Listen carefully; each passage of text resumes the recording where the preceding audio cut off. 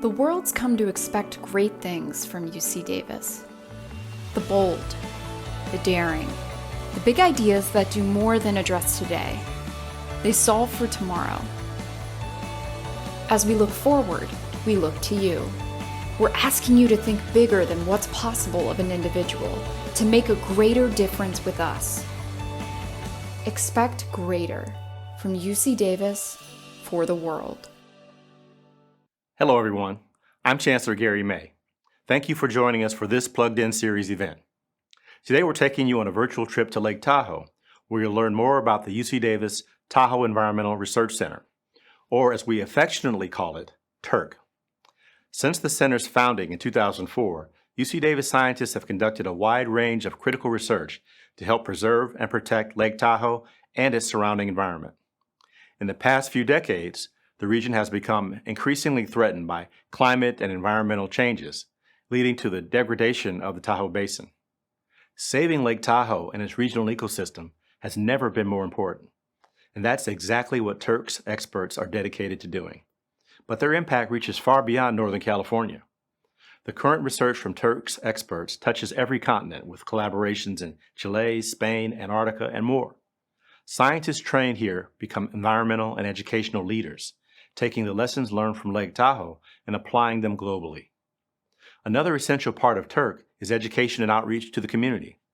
The center interacts with more than 11,000 people annually, providing local students with opportunities to learn about the lake's unique and fragile ecosystem. Today, we'll learn about TERC's mission and the science behind it. This science needs support through research, technology, and our community. I hope you'll enjoy hearing from our panelists who are committed to protecting Lake Tahoe, not just now, but for generations to come. Now I invite you to enjoy today's discussion. Hello, and welcome to today's Plugged In event. I'm Dr. David Lowry, a member of the UCDAVIS Foundation Board and the Tahoe Environmental Research Center Advisory Board. I'm a former Executive Vice President and CSO of Pharmacyclics, a pharmaceutical company in the Bay Area, and I'm a proud Aggie. I'm so pleased to be moderating today's event, where we will be talking about something very important to me, the Tahoe Environmental Research Center, otherwise known as TERC. During today's event, Dr. Jeffrey Schlado, the director of TERC, will present to us some of the research being conducted under his direction, highlighting the center's mission and scientific findings at Lake Tahoe. The presentation will cover some of the key challenges we currently face at Lake Tahoe and some of the solutions being developed to address them. After we have heard from Dr. Schlado, I will open the discussion for a live question and answer session. For those who submitted questions before the webinar, thank you. For those who have yet to submit questions, don't worry. You will have the opportunity to do so throughout the event. To submit a question, please type in the Q&A feature at the bottom of your screen. Lastly, after the Q&A session, there will be a short poll that we will ask you to fill out. And now, it is my pleasure to introduce Dr. Jeffrey Schlado. Thank you, David. So today we'd like to talk about what's behind the science to save Lake Tahoe. So this is an image that pretty much represents what the public sees and what the public thinks of UCDAVIS and TERC at Lake Tahoe. This is our research vessel, the John LeConte. It's celebrating its 46th birthday this year. And during those 46 years, it's had a very storied history. So there have been some people on that boat that some of you may recognize. But really, what the boat is most associated with is less so presidential visits and more so this measurement, the measurement of the Secchi depth.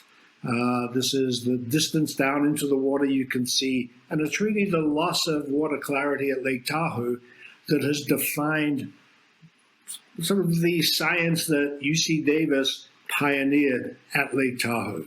And it's what people at Lake Tahoe, people in California, Nevada, and the world know about. It's what's happening to this iconic lake and why is its clarity disappearing.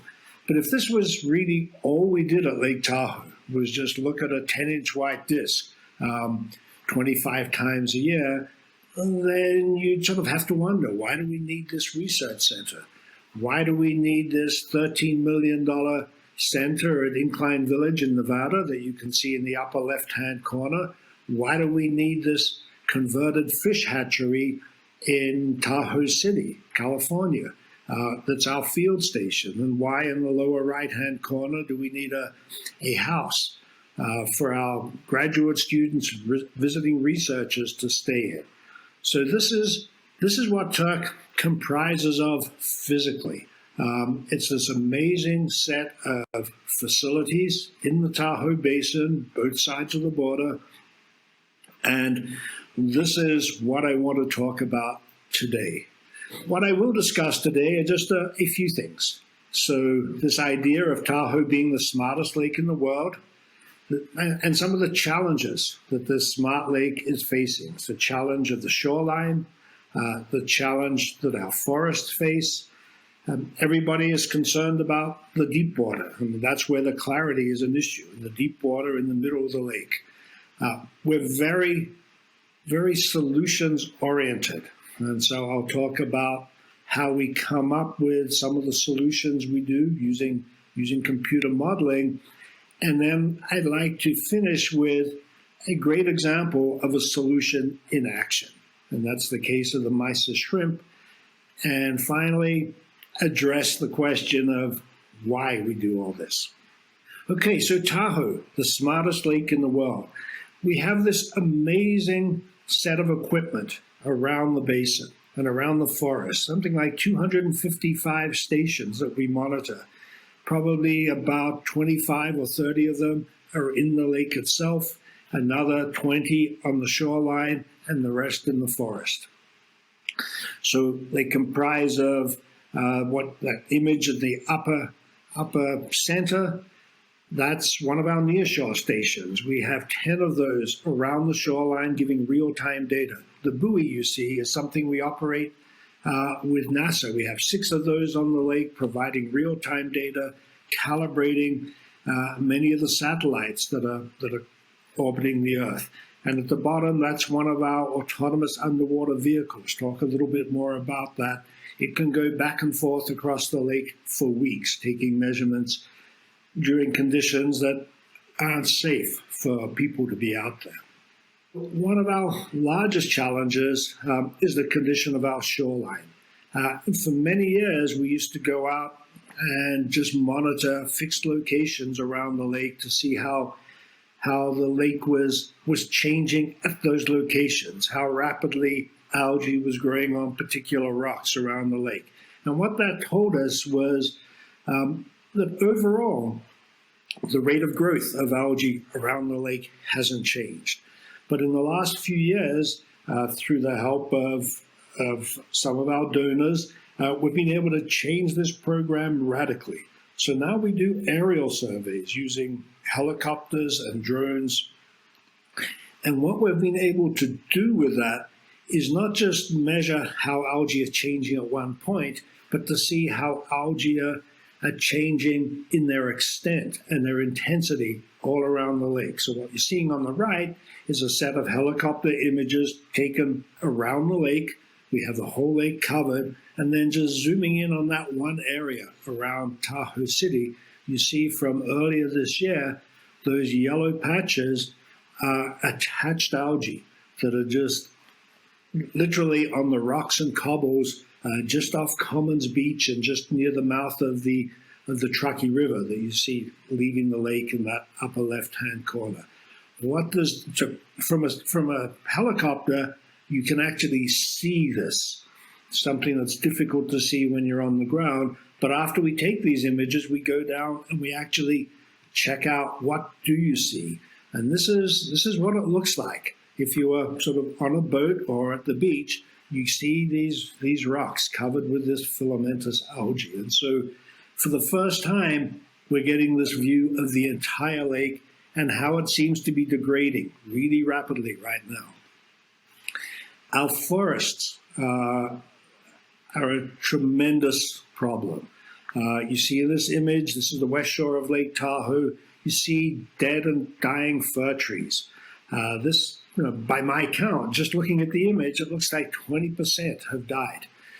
Why are they dying? That's probably the combined effect of drought, making the trees more prone to insect attack and pests and other diseases.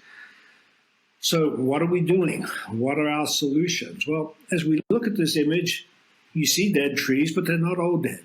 There are neighboring trees that are doing just fine. So there's something about these neighboring trees, something in their DNA that's special, that's unique. And so what we're doing is we're harvesting the cones from those trees, harvesting the seeds. We're germinating them, we're growing them. And in the Lath House, we have at Tahoe City, we're raising tens of thousands of these trees. And then after a fire, we're going out with the help of groups like the California Conservation Corps and replanting those trees. So again, the trees that are going in are the survivors. These are the ones that have the makeup to help them better survive drought that are going to become more intense with climate change. So the deep water. The deep water is where clarity is measured, but it's also where some of the most exciting changes are taking place. So the image on the left, this is what the deep water, the middle of Lake Tahoe, looked like last summer. This was last August during the height of the Caldor fire. And those conditions were unsafe for people to be working. But at the same time, it was a very exciting time. We're going to have more and more wildfires in California, more and more smoke, and they're going to affect not just Lake Tahoe, but all the lakes and all the rivers and all the reservoirs that we depend on. So how do we work under those conditions? How do we collect the data that we so badly need? So on the left, you're seeing one of our autonomous underwater vehicles. It's a glider. We've just deployed it. And what it's going to do now, we're sort of seeing it, it's starting to get its initial bearings, and then it's going to dive. It's going to dive down to about 500 feet. And then once it reaches that depth, it's going to start rising up again. It has instruments on it to tell us about the algae and the particles and the temperature and everything we need to know about the lake. So this is the image on the right. This was the day that we were actually out there deploying this glider. On the left, you get a sense of some of the data that it's collecting. The important thing I wanted to draw your point to were those zigzag lines. So that's the path taken by the glider. So it starts in that upper left-hand corner, and it dives down. So that video you saw was its first dive. It goes down to 150 meters, 500 feet, and then it turns and it comes up. And it goes down and up. It yo-yos across the lake. So this is a cross-section of the lake, turns around and does that over and over again for about in this case, it was 3 weeks. So again, day and night, storms, all kinds of conditions where we really can't send out a field crew. Modeling. So computer models are something we've invested a lot of time and a lot of resources in, and some of our best and brightest students are engaged in predictive models of the lake. We're trying to model physics.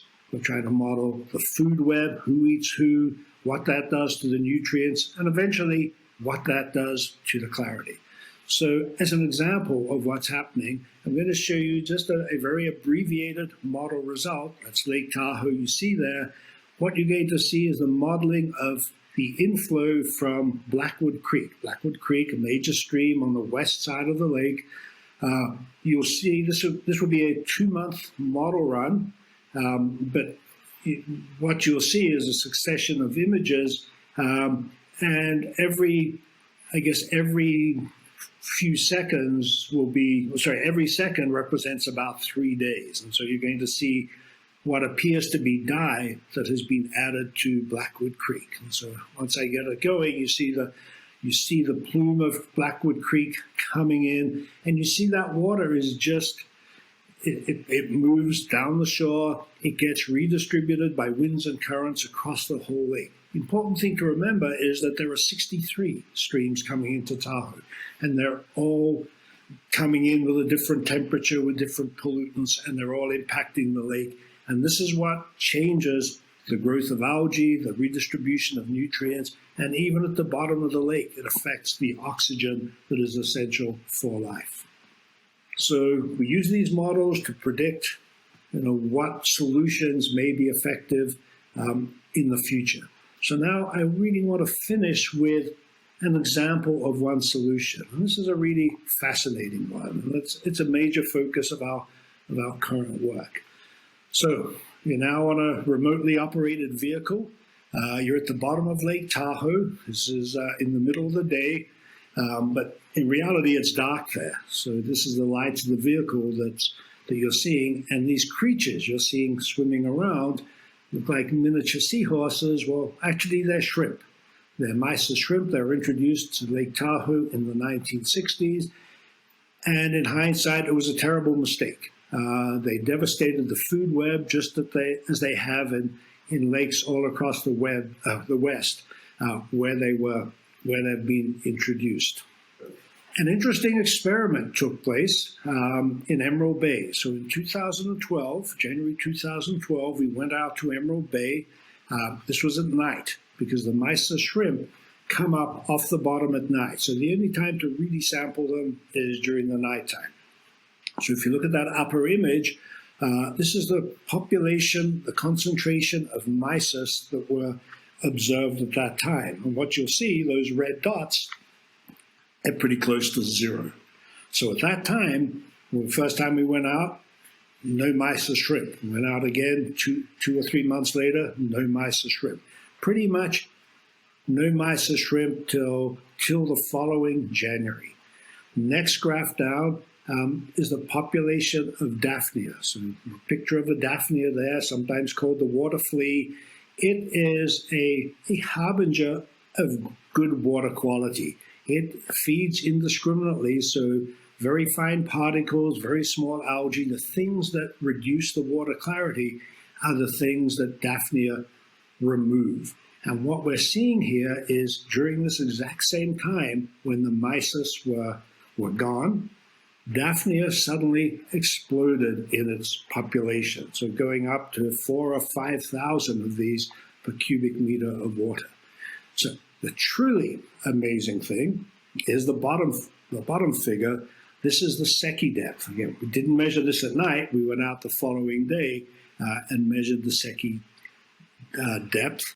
And what you see is that it has gone from 40 feet in Emerald Bay down to close to 70 feet, a 30-foot increase in Secchi depth over 1 year, 1 to 2 years. I mean, that is amazing. Amazing in that in the last 20 years at Lake Tahoe, there have been something like $2 to $3 billion spent to improve Secchi depth, and it has been no increase. Yet in 1 to 2 years, the presence of Daphnia was able to achieve that. Just continuing the data record, what happened is that the Mysis finally came back after 2 years. And now that green dashed line at the top was their average concentration over time, so they're back at their average level. Daphnia decreased because the Mysis feed on them and drive them back down to zero, and the Secchi depth went back to what it was. So this is a very clear demonstration of what happened after Mysis shrimp were introduced. Now, if we think about it, Mysis shrimp were introduced in the 1960s. That was the same time there was rapid development at Lake Tahoe. Every management plan for Lake Tahoe has been predicated on the notion that it's development that is causing the loss of clarity. Development was important in that process, but it seems like the introduction of Mysis was also a large contributing factor.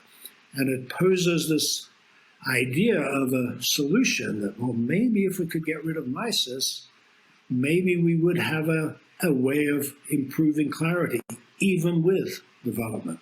So this is where the opportunity now emerges. So this is data from Lake Tahoe, starting in 2012, continuing to today. So this is the population of Mysis abundance. What I want you to focus on is just that data at the very right-hand side since 2022. What we see is that in the last 6 to 8 months, the Mysis population in Lake Tahoe has disappeared. It's pretty much at zero. The red dashed line there represents the concentration of Mysis below which Daphnia can reappear, based on many years of research down at Lake Tahoe. So suddenly we're at the cusp of a natural experiment. This is nothing we did.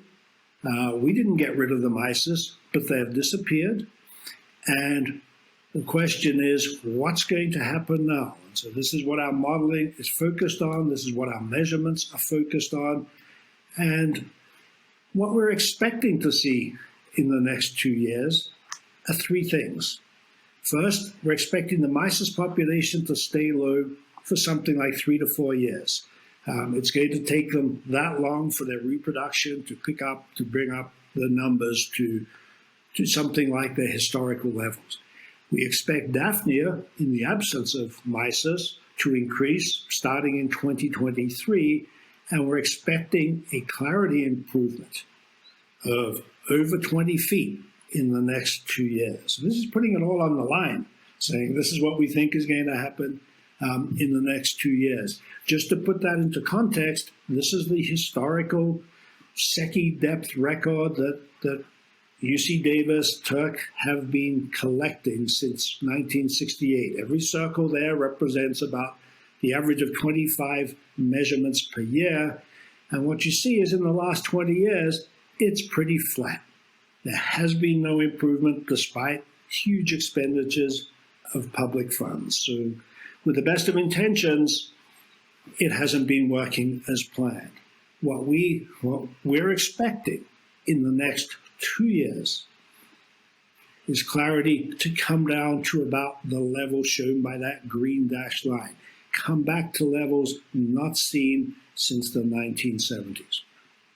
If that can be done, that will be huge, as you can imagine.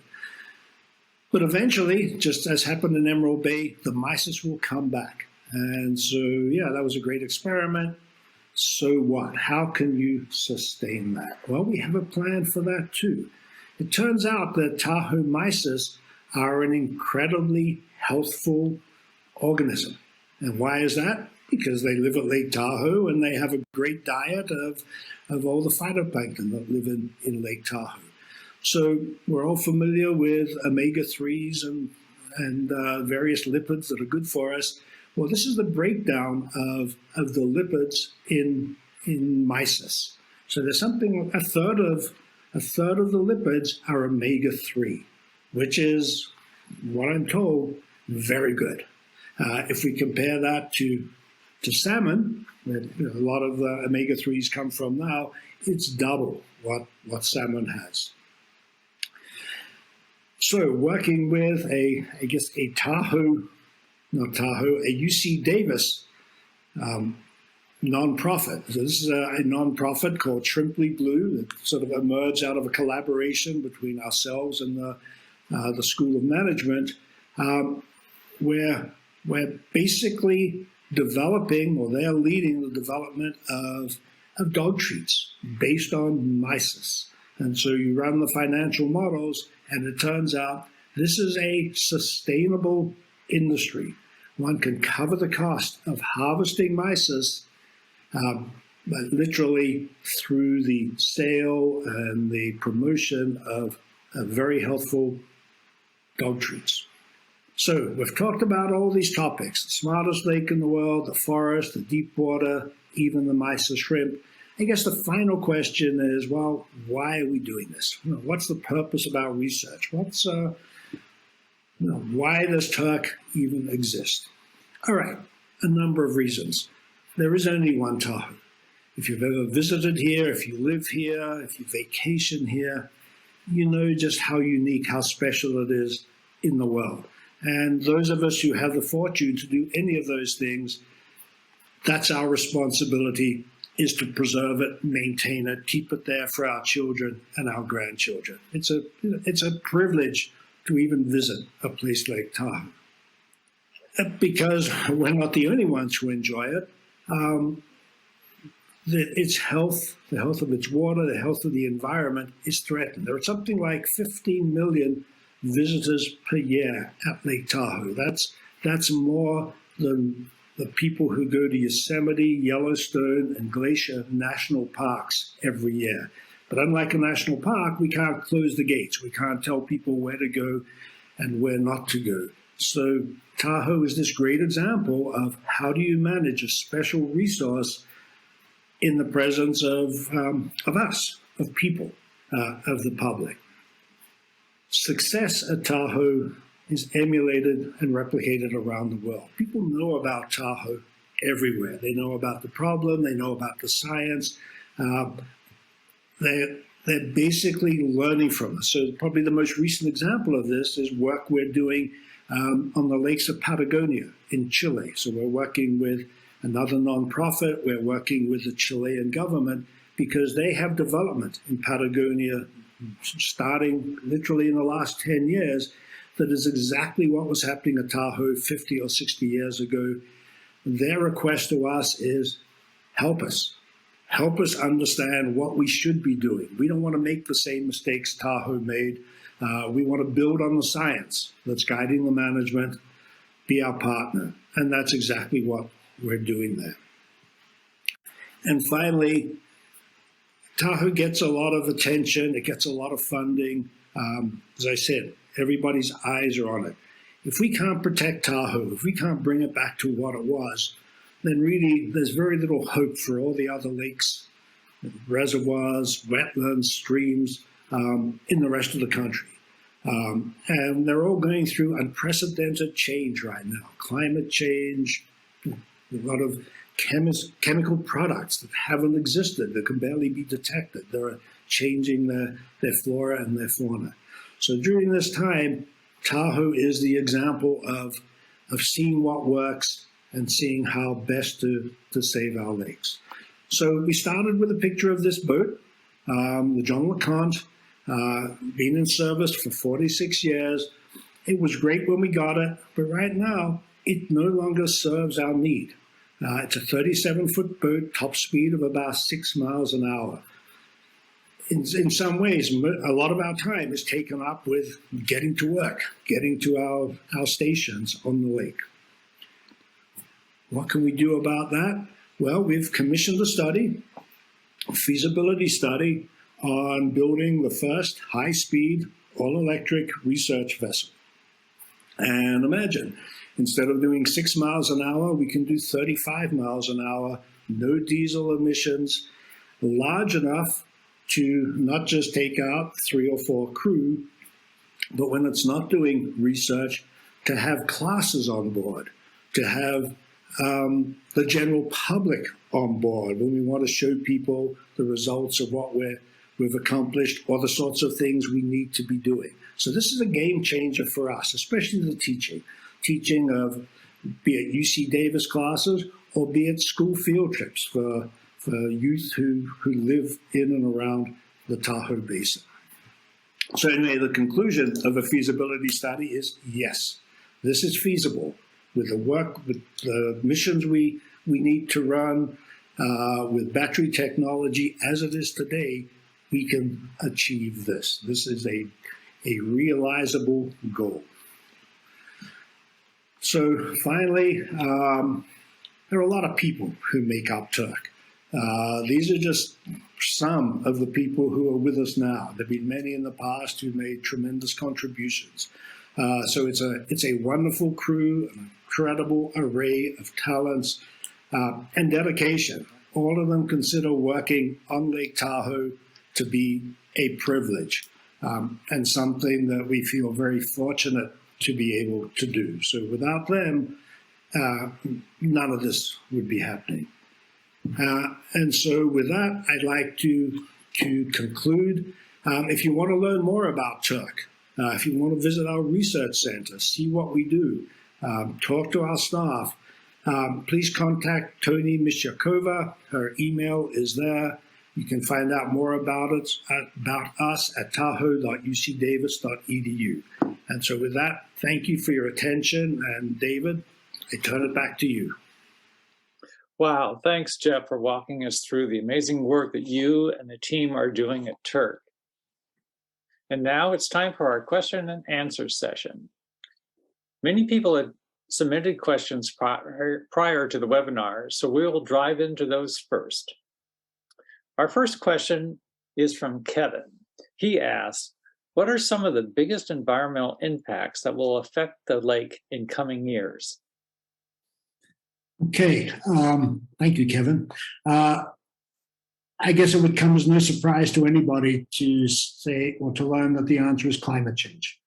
Climate change has been impacting the lake forever, really, or forever since the Industrial Revolution. We first reported on this almost 20 years ago. It's changing what's in the lake. It's changing the relationship between the streams that bring in pollutants and the lake. It's changing the biota that live there. So that's, I guess, our existential challenge, and the challenge for all water bodies is how do we deal with climate change and meet our environmental goals. The next question comes from Kurt. He asks, how will the Tahoe forest and water deal with temperature increases? Well, talking about the forest first, I think we saw one of the responses of how the forest will deal with this clearly in that photo showing all those dead and dying trees. The landscape can no longer support the amount of trees that's on it, particularly in these years of drought.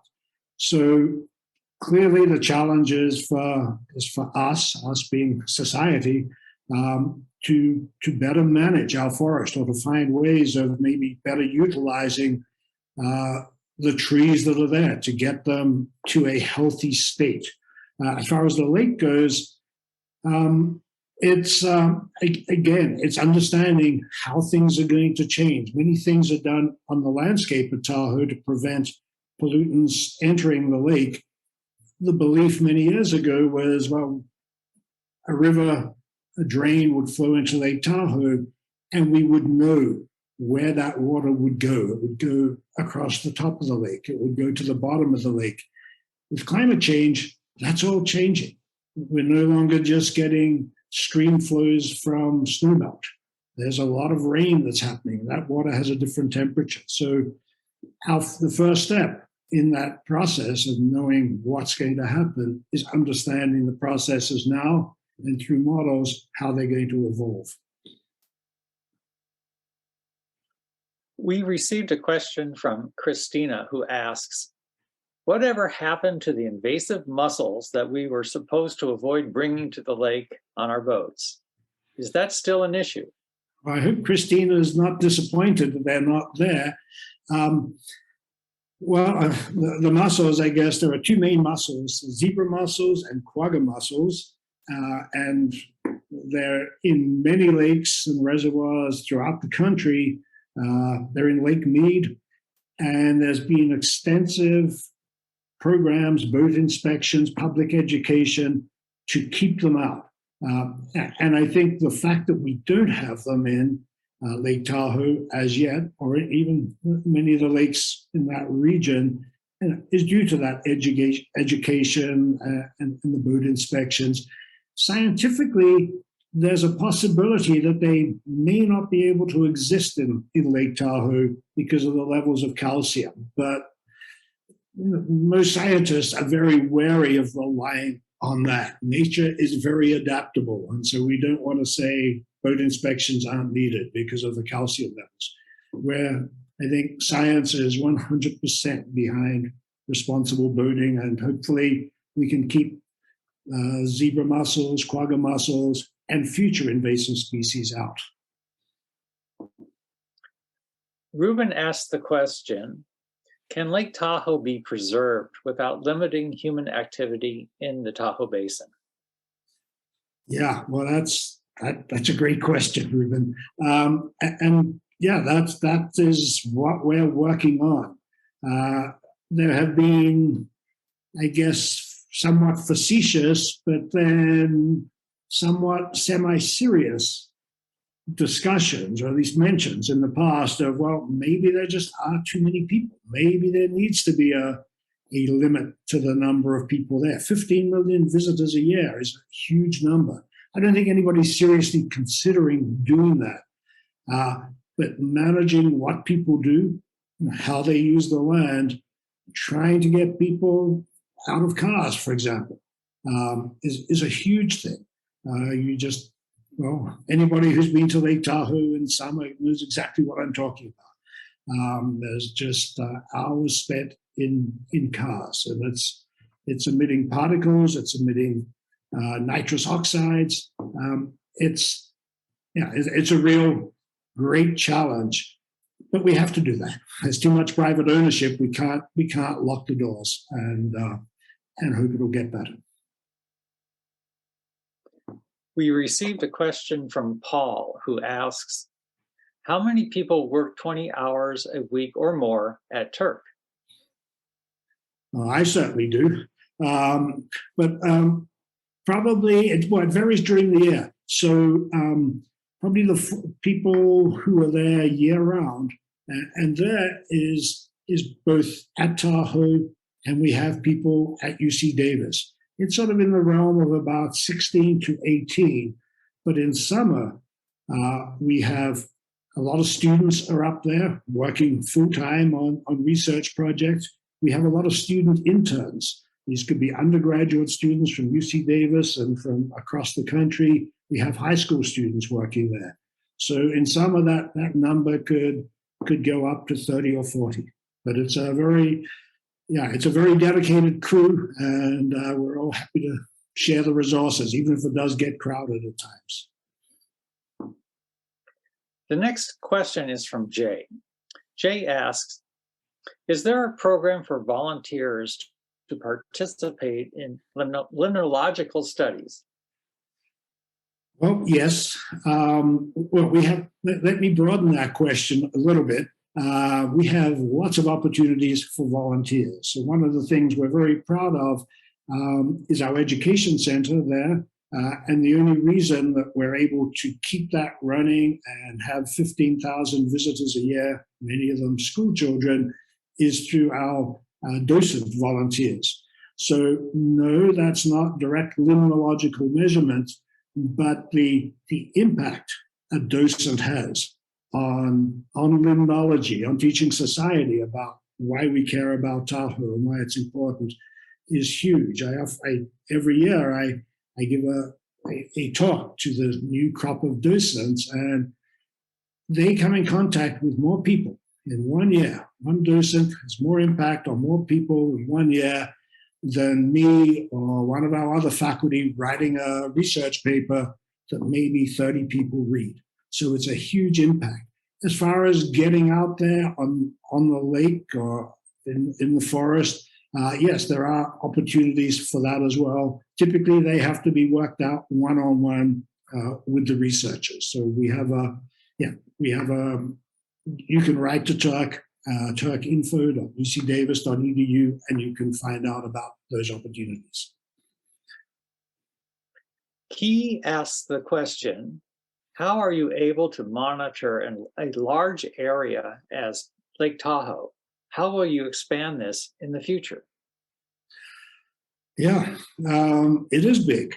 One of the nice things about lakes, and if you recall that animation that was showing the trace that coming in from Blackwood Creek, is that it was distributed throughout the lake. So even though that was one stream and there are lots of other streams, the lake does to an extent homogenize itself horizontally.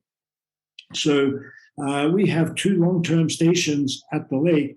When we compare the data we get from the deep station, which goes down to about 1,500 feet, and the shallow station, which is about 400 feet, the data at the two comparable depths are very similar. So we can't model, we can't measure at many more places. We can use technologies like remote sensing, helicopter work, drone work that was mentioned before. Where it's harder is in the nearshore, because the middle of the lake, it homogenizes itself. The nearshore is very heterogeneous. So if you're next to a stream mouth, it's very different than being next to somewhere like Tahoe City or on the East Shore where there's very little development. So you're right, measuring the nearshore is difficult, but even then we have a network of nearshore sensors, 11 of them around the lake that are 24 hours a day measuring differences all around the shoreline. Our next submitted question is, how are UCD students involved in the program at Tahoe, both as graduate students and undergrads? Okay, well, graduate students, we have students from College of Engineering, College of Ag, and a range of other programs working there.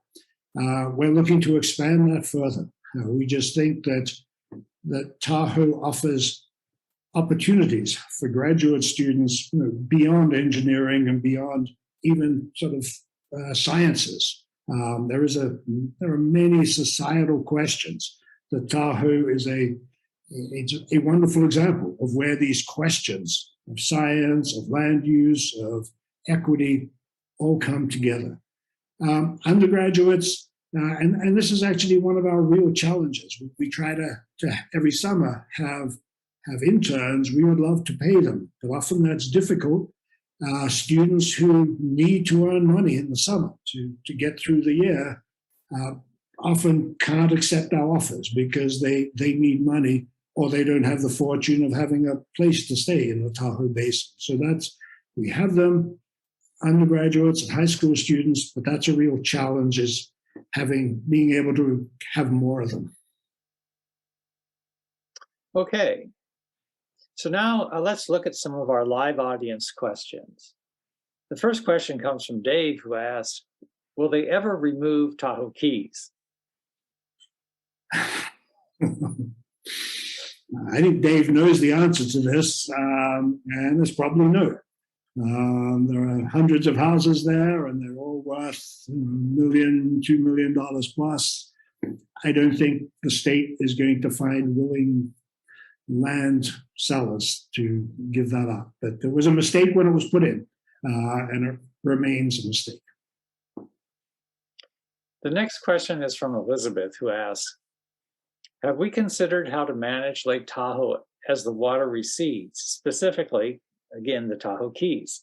Will boat docks move down with the water, or will the owners lose their docking space? Well, they're going to lose it. I mean, if you have a floating dock, it can only float while there's water under it. So the floating docks, many of them currently, when we're just a foot above the natural rim, are already laying on the bed of the lake. Even people with the fortune of having a fixed dock, if your dock isn't long enough, then the end of the dock is maybe 30 feet from water. So we can't modify that. We can't adapt that. There's very little research that can be done to address that, because when there's no water in the lake, when evaporation removes 5 to 6 feet of water every year, then in a dry year, the water is going to fall. Water level is going to fall. Jenny asked the question, why were the Mysis shrimp introduced? And how would the food chain ecology of the lake be different without them? Okay, they were introduced because back in the 1960s, there was a belief that you introduce this shrimp and it would increase the size of game fish. Things like lake trout, rainbow trout, things like that. It worked pretty well in a couple of shallow lakes in Canada. and everybody wanted those magic shrimp. What happened when you put them in deep lakes, as we often have out here in the West, is that the shrimp are averse to light. So during the day, they migrate down to the bottom of a deep lake where it's dark, and then the game fish, the trout, can't see them. They're sight feeders, and so they're safe from predation. At night, when it's dark, they migrate up. Tahoe, that migration is 1,000 feet up, and they, again, the trout can't see them. They don't get eaten, but then they eat the zooplankton that the trout would have eaten. So the net result of Tahoe was the fish got smaller, not larger, and that's not a uniquely Tahoe result. Same happened at Flathead Lake in Montana and many other lakes across the West. So yeah, they disrupted the food web by destroying what was being eaten, and it just changed the arrangement between all the species in all of these lakes. And Dan asked the question, does harvesting the Mysis shrimp also reduce the Daphnia population? No. So for once, we got some good luck. It turned, I said before, the Mysis come up every night. Well, what they don't like is very warm water. So they come up to a depth of about maybe 80 to 100 feet, where it's still quite cool at Tahoe, and they form a very narrow band there. The Daphnia, on the other hand, they don't mind warm water. And so they're in much shallower water. They're at the top of the lake, and so you don't really, as we remove the Mysis, we're not going to be removing the Daphnia because of this spatial separation between the two. The next question is, regarding the trees near the lake that have died, are those individual trees removed and replaced? Are they left in place? Well, sadly, as the photo shows, they're left in place. So it's estimated that the Tahoe Basin has something like 6 times as many trees per acre as it would have had, say, pre-development, pre-1849. The discovery of Tahoe was, I think, 1848. So it's not just the dead trees that need to be removed. It's a lot of live trees as well. But they're still trying to work out how best to do that. So all the trees are there. If the dead trees were removed, the last thing we would do would be to plant another tree where that stood. That would just be part of the process of bringing it back to what it should be. But it's more like areas where there have been fires, where all the trees are gone, where you want trees there to protect the soil, to hold the soil in place. That's where replanting is really important.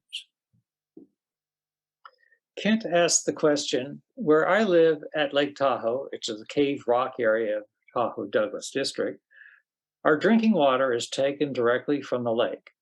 I looked online for their report, but none appears to be available.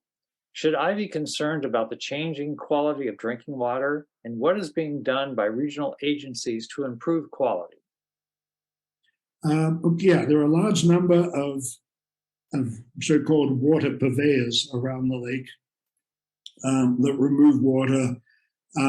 Lake Tahoe has what's called a non-filtration exemption, meaning the water doesn't have to be filtered for human consumption. That's very different in most parts of the country. And for people living at Tahoe, that's a great benefit because that's one of the more expensive parts of water treatment.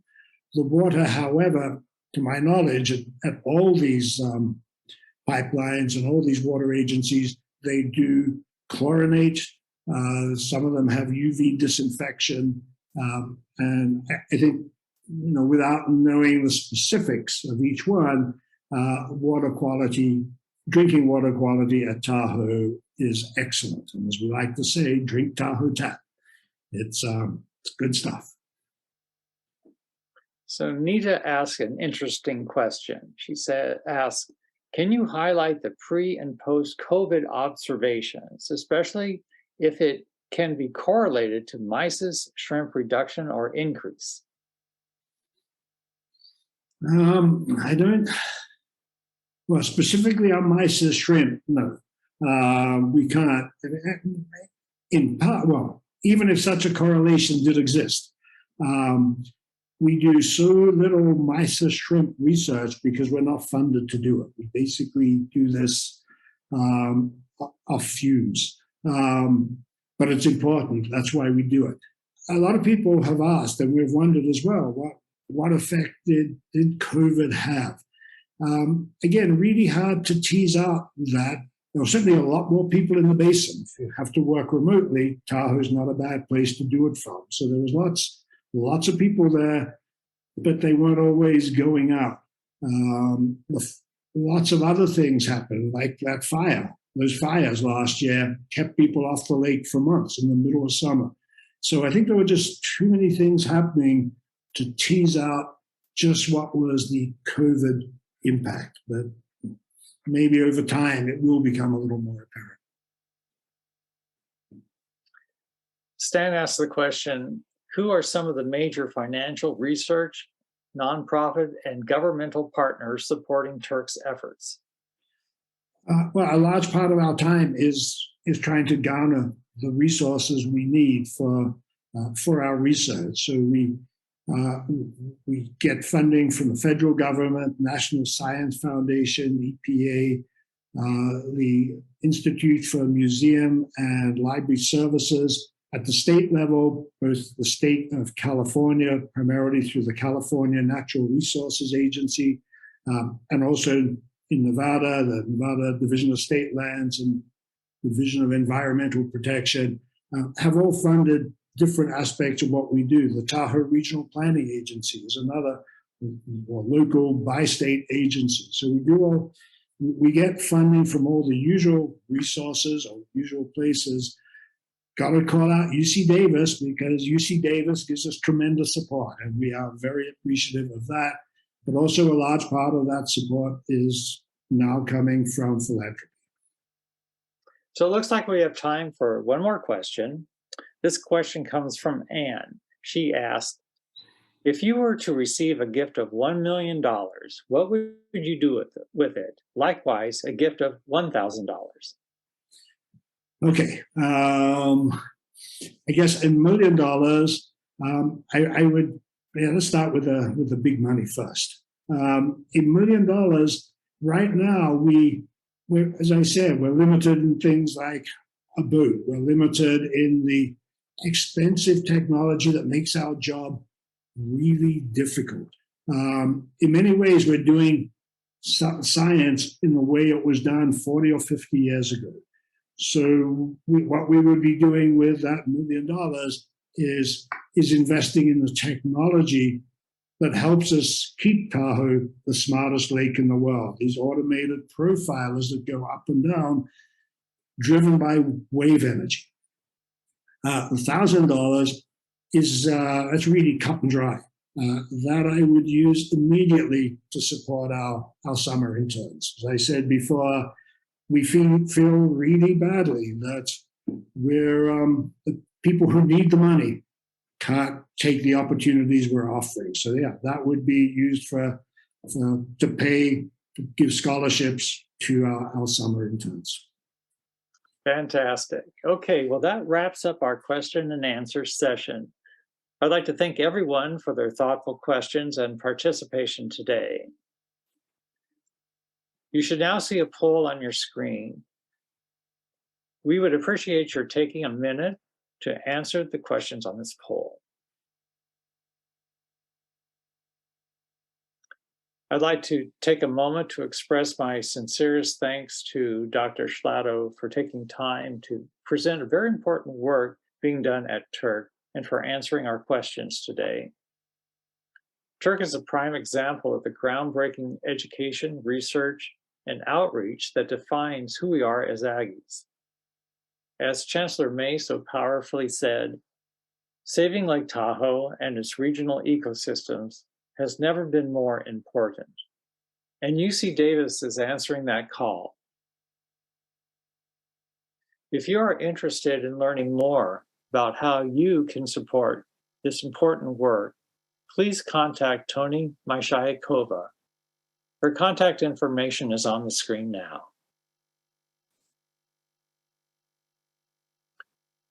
Thank you again for joining us today. We look forward to having you join us for the next Plugged In event in September. Have a great rest of your day.